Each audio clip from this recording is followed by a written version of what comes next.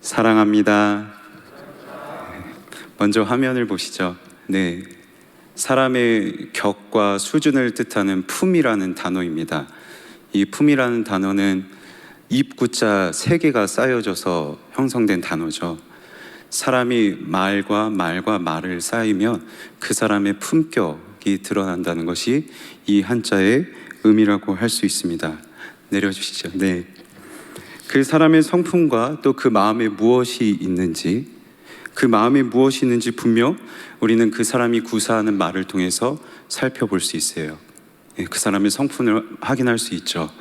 그리고 그것은, 그 말은 인향, 그 사람의 향기가 됩니다.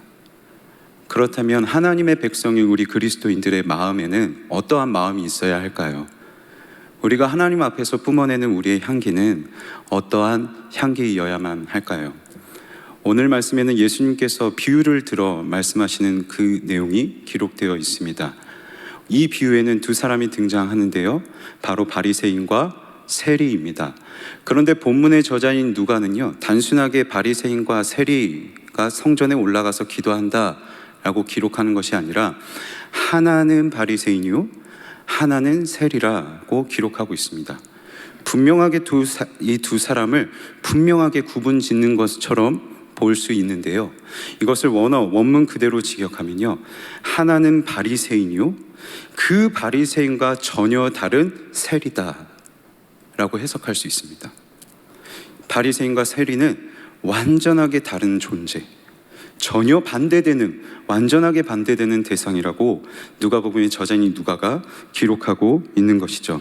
그도 그럴 것이 정말로 다르긴 달랐어요. 바리새인의 경우는 사내들인이라는 이 귀족 계열에 여전히 속해 있었고, 많은 사람들로부터 율법과 경건의 권위자라고 인정받으면서 존중받았고 수많은 인기를 누리는 것이 이 바리새인이었습니다. 하지만 반대로 세리는 바리새인뿐만 아니라 유대 사회 전체에 있어서 증오의 대상으로 여겼어요. 이 세리장과는 달랐습니다. 세리들은 세리장으로부터 폭력과 갈취를 잘한다고, 여기에 능숙하다는 이유로 고용돼서 예루살렘 성전 입구를 드나들고 있는 여행객들과 장사꾼들로부터 마치 건달들처럼 통행세를 걷어들였던 것이 바로 이 세리들이었습니다. 따라서 이스라엘 사람들의 눈에는 이 세리들이 하찮게 여겨졌겠죠. 증오의 대상이 될 수밖에 없었습니다. 어느 정도로 증오를 했냐면, 이 세리를 강도나 또는 매춘부들, 또 그 매춘부들을 관리하는 포주랑 동일하게 여겼어요. 심지어는 법적으로 이 세리들의 시민권을 박탈할 정도로, 시민권을 빼앗을 정도로 이 유대 사회에서 이스라엘 사람들이 세리를 향한 증오심은 남달랐습니다. 그런데 바리새인들의 경우에는, 바리새인들은 특히나 더 이 세리들을 증오했는데요, 각 지역에 흩어져 있는 회당들을 통해서 바리새인들의 헌금을 거두어 드렸어요. 이 헌금을 거두어 들어서 저 중앙에 있는 예루살렘 성전에 헌금을 바치겠다는 명목으로 헌금을 받아들였지만 사실은 그들의 주머니를 채우는 데 사용되었죠. 특히 가난한 사람들에게 더 헌금을 강요했고, 힘없는 서민층들에게 이 헌금을 갈취하면서 자신의 배를 불렸던 것이 바리새인들의 모습이었습니다. 그런데 세리들이 이 사람들에게 통행세라는 명목으로 돈을 자꾸만 뜯어내니까 정작 사람들이 헌금할 수 있는 돈이 줄어들게 되는 거죠. 바리새인의 입장에서는 저 세리들의 통행세를 뜯어내는 활동이 자기들의 수입을 줄이는, 수입에 있어서 위협을 가하는 활동이 되는 것이에요. 그래서 세리들을 향한 증오는, 바리새인들은 더 특히 세리들을 증오하였던 것입니다. 그런데 저는 여기서 한 가지 질문을 드리고 싶은 게 있어요. 정말 바리새인과 세리들은 다른 존재였을까요? 정말 달랐을까요? 아니죠. 바리새인의 실체를 보면 세리와 똑같습니다. 헌금을 갈취하는 것과 세금을 갈취하는 것, 이 2가지 행동은 하나님 앞에서 똑같은 죄죠. 하나님 앞에 서면 다 똑같은 죄인인 것이에요.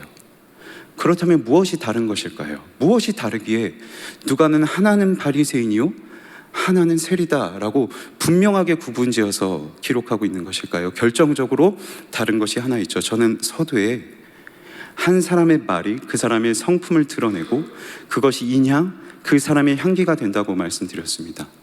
이 두 사람이 기도하는 것을 보면, 그리고 이 기도의 말을 면밀하게 살펴보면 그 두 사람의 향기가 너무나도 달라요.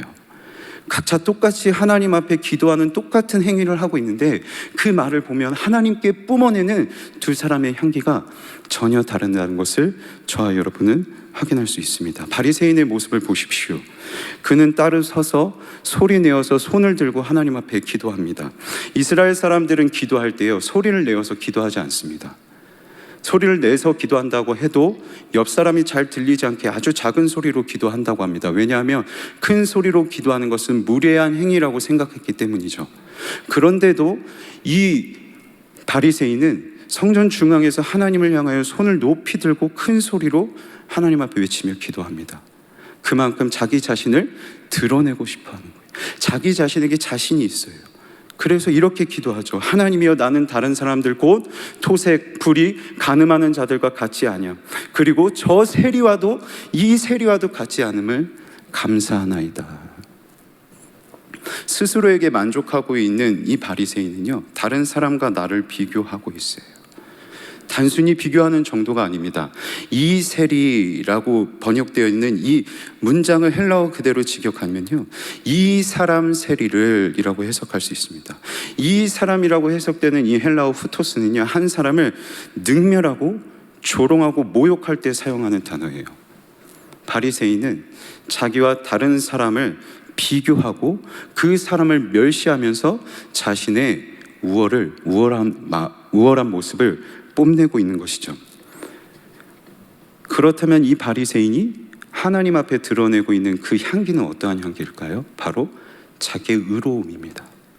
자기의.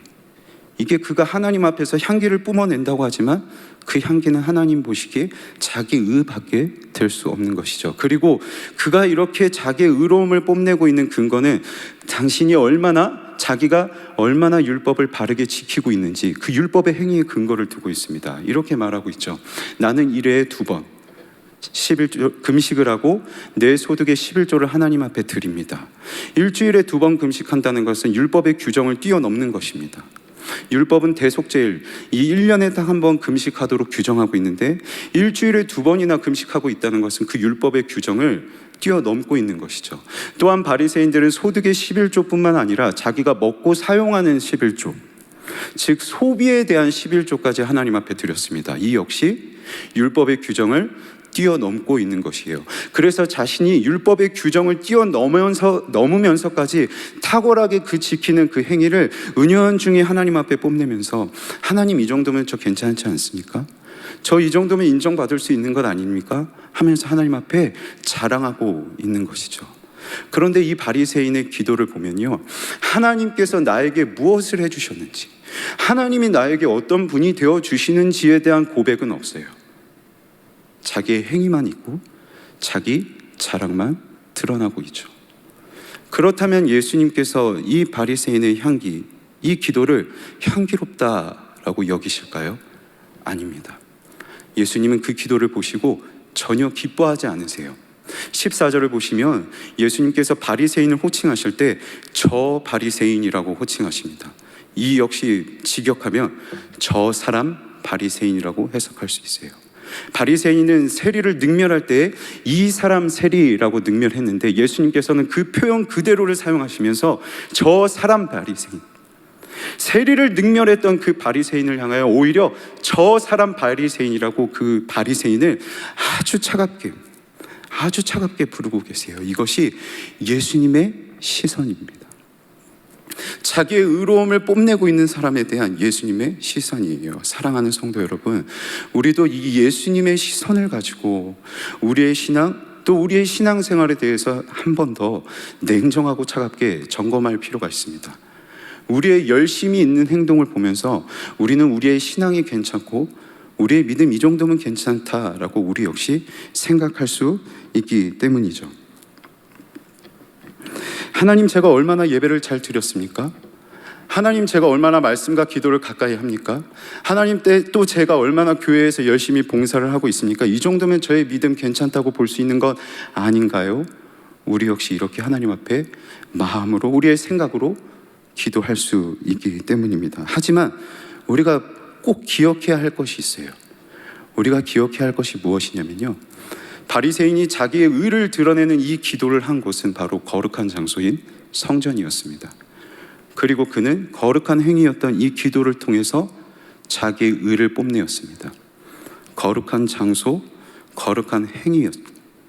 그리고 이것이 하나님께 드린다는 거룩한 모든 요소들이었지만 우리는 이 모든 거룩한 요소들을 통해서 내 의를 드러내는 수단으로 사용할 수 있다는 것을 저와 여러분은 기억하셔야만 하는 것이죠. 그렇다면 자기 의를 세우려고 하는 사람들의 모습은 어떤 모습일까요? 바리새인을 보면 알 수 있습니다. 인정받고 싶어요. 다른 사람이 나보다 연약한 모습이 보이며 그 사람을 무시하거나 못마땅하게 여기게 되죠. 그런데 사실 그 이면에는 이러한 마음이 있는 것 아닐까요? 내가 그 사람보다 나아. 이런 마음이 우리의 이면 가운데 있으니까 자꾸만 그 사람의 안 좋은 모습, 연약한 모습이 눈에 보이게 되고 그 사람을 판단하게 되는 것이죠. 이게 내 의를 드러내는 겁니다. 만약 내가 우월하다고 여겨지지 않거나 내가 인정받지 못할 때 그때 우리에게 드러나는 모습은 무엇이에요? 분노하게 되죠. 그 분노가 어떤 사람에게는 시기와 질투로 드러나게 될 것이고 또 어떤 사람에게는 예민한 모습으로 드러나게 될 것이고 더 나아가서 이게 큰 소리로 드러나게 되겠죠. 만약 바리새인이 두 손을 높이 들고 큰 소리로 하나님 앞에 기도하는데 그 옆에 있던 사람들이 그 누구도 그의 귀 기울여 주지 않는다고 느끼게 된다면, 내 열심을 이렇게 인정받지 못하고 있구나라고 느끼게 된다면 그때 이 바리새인은 더 손을 높이 들고 더 큰 목소리로 하나님 앞에 부르짖어 기도했을 것입니다. 하나님, 왜 이 열심인 나를 몰라주시나요? 왜 나는 인정받지 못하는 것일까요? 이 분노 어린 마음으로 하나님 앞에 기도했을지도 모르죠. 문제는 이러한 모습이 비단 바리새인의 모습만은 아니라는 것입니다. 이 모습이 우리와 동떨어진 것은 아니에요. 우리라고 본질적으로 다를까요? 아니죠. 우리도 본질적으로 똑같습니다. 우리에게도 이런 바리새적인 모습이 얼마든지 드러날 수 있어요. 교회와 가정에서 내 의를 드러낼 수 있는 모습이 얼마든지 우리에게서 찾아볼 수 있게 되죠. 가정의 관계가 깨지게 되는, 가정의 관계에 금이 가게 되는 상황에 어떤 상황들이 있을까요? 나 이렇게 우리 가정을 위해서 열심히 살고 있는데, 이렇게 노력하고 있는데 왜 내 마음을 왜 이렇게 몰라주지? 왜 나의 노력을 왜 이렇게 몰라주지? 하면서 내가 인정받지 않을 때, 내 마음을 몰라주는 것 같을 때, 그래서 그렇게 이런 말이 나가죠. 너는 뭐 하고 있니? 당신은 뭐 하고 있어? 하면서 자꾸만 자녀와 배우자에게 상처를 주게 돼요. 교회에서 동역할 때도 마찬가지죠. 내 노력과 내 시간을 바쳐가며 일하고 있는데 인정받지 못하고 있는 것 같아요. 내가 원하는 방향과 일이 진행될 때, 그래서 다른 사람이 인정받는 것 같을 때 그것을 그렇게 지켜보기가 너무나도 어려워요. 있는 그대로 받아들이는 게 너무 힘들죠. 이것이 우리의 삶에서 충분하게 발견할 수 있는 우리의 의를 드러내는 모습이고, 이 모습의 결과가 무엇이라고요? 관계가 깨져요. 관계만 깨지는 것이 아닙니다. 내 영혼이 상하게 되죠. 나 괜찮다고 생각하는, 이 정도면 괜찮다고 생각하는 내 의인데 그 내 의가 결국 나를 속이고 있습니다. 사도 바울은 자신의 의를 세우는 것에 대해서 성경에서 이렇게 기록하고 있는데요, 우리 로마서 말씀을 한번 보겠습니다. 내가 증언하노니 그들이 하나님께 열심히 있으나 올바른 지식을 따른 것이 아니니라. 하나님의 의를 모르고 자기 의를 세우려고 힘써 하나님의 의에 복종하지 아니하였느니라. 아멘. 하나님께 열심히 있어도 그게 자기의 의를 세우는 것이면 그게 올바른 지식을 따르는 게 아니라고 말씀하세요. 우리가 분명 알아야 되는 것이 있고 분명 복종하며 따라야 하는 것인데 그 지식을 놓치고 있다는 것이죠. 그 지식이 무엇이라고요?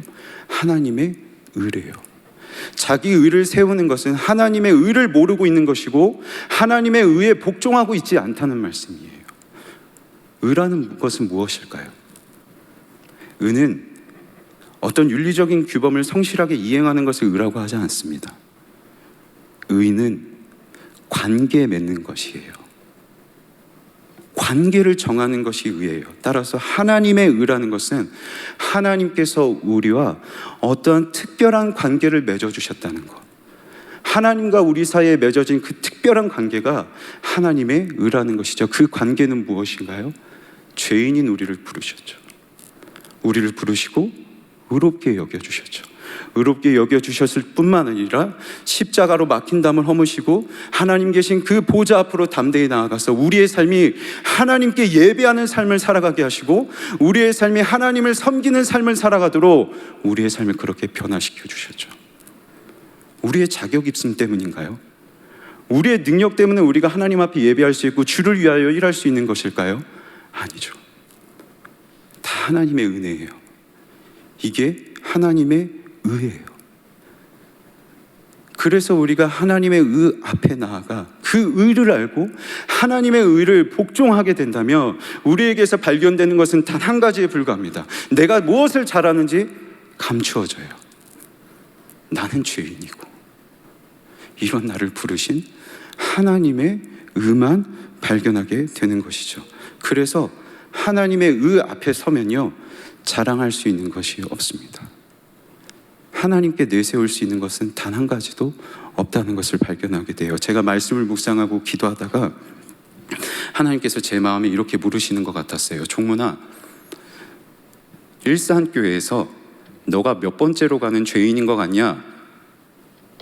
하나님이 저에게 의롭다고는 말씀은 하지 않으시더라고요. 죄인이라고는 말씀하시는데 너는 몇 번째로 가는 죄인인 것 같냐라고 이렇게 기도하는데 저의 마음이 이렇게 강하게 질문하시더라고요.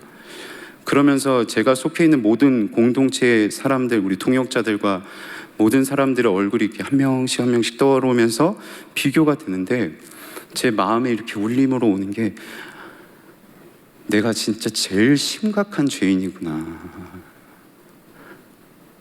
그래서 하나님 앞에 하나님, 제가 제일 심각한 죄인인데요? 라고 대답했습니다. 그러자 하나님께서 저에게 또 말씀하시는 게 그래, 너가 제일 심각한 죄인이 맞아. 너가 제일 심각한 죄인이야. 그래서 너에게는 내세울 만한 의가 없어. 그런데 그거 아니? 그런 너를 내가 불렀어. 그런 너를 내가 사용하고 있는 거야. 그래서 너가 알아야 되는 것은 너의 잘난 어떤 행위들이 아니라 너의 어떤 공로들이 아니라 너가 진짜로 알아야 될 것은 죄인인 너, 가장 심각한 죄인인 너를 부르고 사용하고 있는 나의 의야 라고 저에게 그렇게 말씀하셨어요. 사랑하는 성도 여러분, 죄인을 부르신 하나님의 의 앞에서 우리가 자랑할 만한 것은 없습니다. 하나님 의 앞에 서면요, 우리가 해야 할 것은 그 의 앞에 내 아무 보잘것없는 내 의로움을 복종시키는 거죠. 하나님 의 앞에 나아가서 그 의를 발견하고 우리가 해야 할 것은요, 나의 의를 부정해야 되는 것이에요. 나를 부정해야 되는 거죠. 그렇다면 내 의를 부정하는 것은 구체적으로 어떤 모습을 의미할까요? 세리의 기도를 보면 알 수 있습니다. 세리는 이렇게 기도해요. 자신이 불결한 존재라는 것을 스스로 인정합니다. 그래서 멀리 떨어져서 기도합니다. 감히 하늘을 쳐다보지도 못해요. 하늘을 쳐다보지 못한 채, 그런데 들끓는 마음이 있어서, 애통하는 마음이 있어서 자신의 가슴을 치며 기도합니다. 팔레스타인에서 가슴을 치는 것은 남자는 치지 않습니다. 여성들이 칩니다. 여성들이 기도하면서 가슴을 치는데 보통의 경우에도 가슴을 치면서 기도하지 않아요. 어떻게 기도하느냐? 언제 가슴을 치면서 기도하느냐? 바로 장례식장에서 죽음의 그 괴로운 순간을 목도할 때 자기 가슴을 칩니다. 세리는 자신의 죄가 얼마나 끔찍한지를 발견하였고 자신의 의로움을 내세울 것이었고 하나님 의 앞에 서니까 내 의는 없구나, 내 죄가, 내 의로움이 그만큼 끔찍하구나, 이게 죽는 것만큼 끔찍한 것이구나 라는 것을 발견하게 되니까요, 자기 가슴을 치면서 기도하고 있는 것이죠. 세리와 같이 내 의로움을 부정하는 사람들은요, 다른 사람과 나를 비교하지 않습니다. 하나님께서 나에게 기대하시는 모습이 무엇인지 그 모습과 나를 비교합니다. 그렇게 비교하다 보니 깨닫게 되는 것이 있죠. 나는 죄인이라는 거. 기도하면 할수록 깨닫게 됩니다. 내가 제일 심각한 죄인이라는 것을 깨닫게 되죠. 그래서 이렇게 구할 수밖에 없어요. 주님, 하나님 나를 불쌍히 여겨주십시오. 나는 죄인입니다. 나를 불쌍히 여겨달라는 이 말은요, 정확하게 번역하면 내 죄를 속해 주십시오라는 간구입니다. 하나님께 저의 죄를 속해 주십시오라고 간구하고 있는 건데, 세리가 하나님 앞에 저의 죄를 속해달라고 기도하게 된 이유가 있습니다. 세리 같은 사람들이 하나님의 성전에서 기도할 수 있는 때는 언제냐? 제사장이 진행하는 본 예배를 마친 뒤에 누구나 하나님의 성전의 한 공간에서 기도할 수 있었습니다. 이때 본 예배를 마친 이후에 세리가 성전의 한 공간에서 기도하고 있는 것이죠. 세리는 기도하기 전에 무엇을 봤냐면 제사장이 인도하는 그 예배를 봤어요. 그 예배의 광경은 어떠한가요? 어린 양의 제물을 깔아요. 그 양의 피를 뿌린 뒤에 제사장이 다시 나와서 우리의 죄를 하나님께서 속하셨다고 선포합니다. 이 예배의 광경을 보고, 저 어린 양의 몸이 찢겨진 제물을 보고, 그 뿌려진 피를 보고, 하나님 저도 죄인이니 저의 죄도 용서하시고 저를 불쌍히 여겨달라고 나의 죄를 고백하며 나의 의로움을 부정하고 있는 것이죠. 세리는 몸이 찢겨진 저 어린 양의 제물을 보고 뿌려진 피를 보면서 자신의 의로움을 부정하였습니다. 그렇다면 저와 여러분은 무엇을 바라보며 나의 의로움을 부정해야 될까요? 무엇을 바라보면 내 죄인됨을 고백해야 되는 것일까요? 바로 어린 양 예수 그리스도를 봐야 되죠. 그 어린 양 예수 그리스도께서 몸을 찢으시고 피 흘리신 그 십자가 아래로 나아가서 그 십자가 아래를 바라보며 나의 죄인됨을 고백해야 되는 것이죠. 나 의롭지 않구나. 사랑하는 성도 여러분, 십자가를 회복하는 은혜가 저와 여러분에게 있기를 간절히 소망합니다. 십자가 아래 나아가면 하나님의 의가 보이고 그 의 앞에서 아무것도 아닌 나의 의로움은 복종되는 것. 그 하나님의 의 앞에 나의 의가 복종당하는 것. 그 은혜를 십자가 아래 나아가서 회복하시는 저와 여러분이 되면 좋겠습니다. 말씀을 맺겠습니다. 누가는 바리새인과 세리가 성전에 올라간다고 기록했어요. 성전에 올라간다는 것은요, 예루살렘 성전이 언덕에 위치했기 때문에 성전에 올라간다고 말합니다. 그런데 여기에 한 가지 더 의미가 있습니다. 성전에 올라간다는 것은 높으신 하나님께 가까이 가는 것이기 때문에, 높으신 하나님께 가까이 가는 것이기 때문에 성전에 올라간다고 말해요. 그런데 그 높으신 하나님께 가까이 가는 두 사람의 태도는 어떻습니까? 그 하나님께 가까이 가면 갈수록 자신을 낮추는 것이 아니라 자꾸만 높아지려 해요. 더 올라가려 해요. 하지만 세리는요, 자신을 낮추죠. 세리는 분명 성전이 있는 언덕길을 올라갔습니다. 저 성전이 있는 언덕길을 올라갔는데 결국에 그가 올라간 언덕길은 십자가가 위치해 있는 언덕, 골고다 언덕이었던 것이죠. 성도 여러분, 저와 여러분도 이 십자가 아래로 나아가서 그 십자가가 위치한 골고다 언덕 아래로 나아가는 은혜가 있길 소망합니다. 그리할 때 그 하나님의 의를 발견하고 하나님 앞에서의 나의 덧없는 의를 복종시키는 그 겸손, 그것이 저와 여러분의 품격, 그리고 저와 여러분의 삶에서 하나님 앞에 가득가득 뿜어내는 저와 여러분의 향기가 되면 좋겠습니다.